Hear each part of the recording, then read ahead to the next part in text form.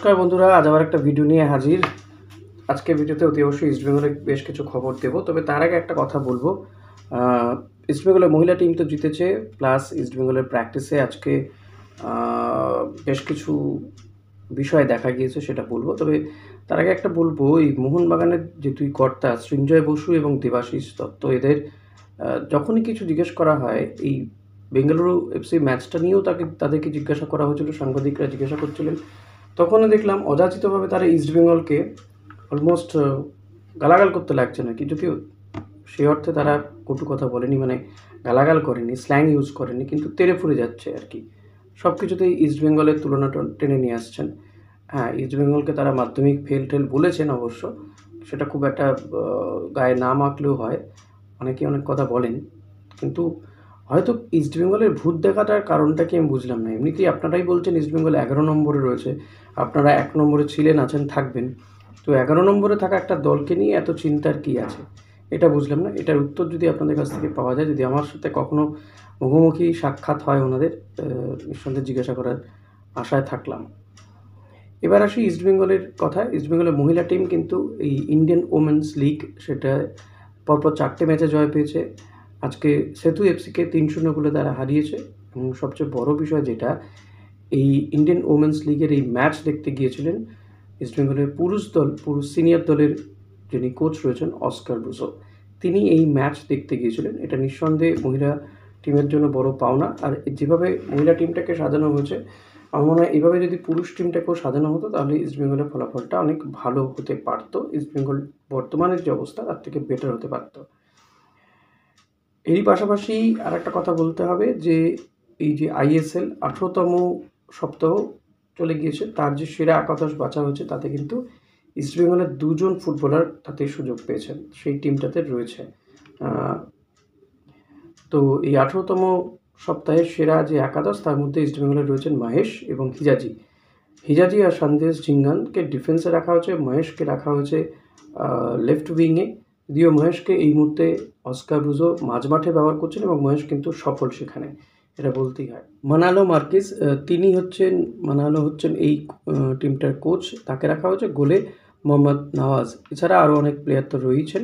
তবে যেটা বড় বিষয়, মোহনবাগানের কোনো প্লেয়ারকে কিন্তু এই 18তম সপ্তাহের সেরা একাদশে রাখা হয়নি, দেখলাম না অন্তত। ইস্টবেঙ্গল টিমের একটা খবর দেবো। ইস্টবেঙ্গল টিমের সেকেন্ড গোলকিপার এই মুহূর্তে দেবজিৎ মজুমদার। শোনা যাচ্ছে দেবজিৎ নাকি ইস্টবেঙ্গল ছাড়তে চলেছেন, কারণ তিনি গেম টাইম পাচ্ছেন না। তার মার্কেট ভ্যালু এই মুহূর্তে 2.2 crore। কেরালা ব্লাস্টার্স তার জন্য আগ্রহ প্রকাশ করেছে এবং দেবজিৎও যেহেতু ম্যাচ টাইম বা গেম টাইম পাচ্ছেন না, তিনিও যেতে চাইছেন। এখন তাকে এই সমস্ত টাকা দিয়ে আদৌ এতটা পরিমাণ অর্থ বা এর থেকে বেশি অর্থ দিয়ে নিয়ে যেতে পারবে কিনা কেরালা, বা তিনিও রাজি হবেন কিনা, কী পরিমাণ অর্থই বা তাকে দেওয়া হবে, এবং সেখানে গেলেও যে তিনি একদম ফার্স্ট চয়েস গোলকিপার হবেন এমনটা কিন্তু নয়। ফলত এই সমস্ত বিষয়গুলো এখনও বাকি রয়েছে। এবার আসি ইস্টবেঙ্গলের এই মুম্বাই সিটি এফসির বিরুদ্ধে যে ম্যাচটা ইস্টবেঙ্গলের অ্যাওয়ে ম্যাচ হতে চলেছে, সেই ম্যাচের প্রস্তুতি কিন্তু চলছে জোর কদমে। প্র্যাকটিসে নেমে পড়েছে ইস্টবেঙ্গল ফুটবলাররা, কিন্তু আজও বেশ কয়েকজন ফুটবলারকে দেখা যায়নি। আমি বলেছিলাম যে গতকালও আমরা দেখেছি ক্লিটন সিলভা, তাদেরকে দেখা যায়নি প্র্যাকটিসে, রিচার্ড এবং দিমিকে, কিন্তু আজকে ক্লিটন সিলভাকে কিন্তু প্র্যাকটিসে দেখা যায়নি, বাকিরা এসছেন। আর একটা ভালো খবর, সাউল ক্রেসপো, রাকিব এবং প্রভাত লাকরারা, এরা কিন্তু ফিট হয়ে উঠছেন ক্রমশ, এবং তাদেরকে দেখা গেছে, হ্যাঁ, তারা হয়তো মূল টিমের সঙ্গে প্র্যাকটিস করেনি, কিন্তু আগের থেকে তারা অনেকটা ফিট। এই মুম্বাই ম্যাচে হয়তো তাদের সার্ভিস পাওয়া যাবে না, তবে নেক্সট ম্যাচে হয়তো, অর্থাৎ ফেব্রুয়ারি মাস থেকে তাদের সার্ভিস পাওয়া যেতে পারে। আজকেও অস্কার ব্রুসো তিনি কিন্তু তার যে প্র্যাকটিস সেশন ছিল, সেখানে ফিজিক্যাল ট্রেনিংয়ের উপরে বেশি জোর দিয়েছেন এবং পাসিংয়ের উপরে জোর দিয়েছেন। ফলত বোঝাই যাচ্ছে যে মুম্বাই সিটি এফসির বিরুদ্ধে পাসের ছড়াছড়ি, এবং সেটাই দেখতে পারবো আশা করা যায়, এবং আক্রমণের ঝড় উঠবে। তবে ক্লিটন সিলভার কী হলো, শোনা যাচ্ছে ক্লিটনের চোট এমনটা নয়, তাকে একটু যাতে তরতাজা রাখা যায়, ফিট রাখা যায়, সেই কারণে কিন্তু অস্কার ব্রুসোর এটা একটা পরিকল্পনা। হয়তো আগামীকালই হয়তো তাকে প্র্যাকটিসে দেখা যেতে পারে। তিনি একেবারে ফ্রেশ মাইন্ডে তিনি প্র্যাকটিস করতে নামবেন এবং তরতাজা থাকবেন। এটা করার জন্যই কিন্তু তাকে একটু রেস্ট দেওয়া হয়েছে বলে শোনা যাচ্ছে। এটা নাকি অস্কার ব্রুসো এরকম তিনি আসার পর এরকম ঘুরিয়ে ফিরিয়ে কোনো প্লেয়ারের ক্ষেত্রে করে থাকেন, যাতে একটা লং লিগ চোটগ্রস্ত যাতে না হয়ে যায়।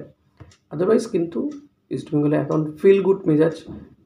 কেরালাকে হারানোর পরে তারা এই জয়ের ধারাটাকে বজায় রাখতে চাইছেন। দেখা যাক তারা সেটা কতটা করতে পারেন। তবে আশা করব যে ইস্টবেঙ্গলে এই জয়ের ধারাটা বজায় রাখতে পারবে তারা এই মুহূর্তে ম্যাচ বাই ম্যাচ ভাবতে চাইছেন। প্লে অফে যাওয়ার বিষয়ে এই মুহূর্তে চিন্তা না করে পরের ম্যাচ হিসেবেই তারা ক্যালকুলেট করছেন এবং সেভাবে তারা রণকৌশল সাজাচ্ছেন। লেটস সি কী হয়। ভিডিওটা ভালো লাগলে অতি অবশ্যই লাইক করবেন, কমেন্ট করবেন, শেয়ার করবেন। চ্যানেলে নতুন হলে সাবস্ক্রাইব করে নেবেন। Thank you.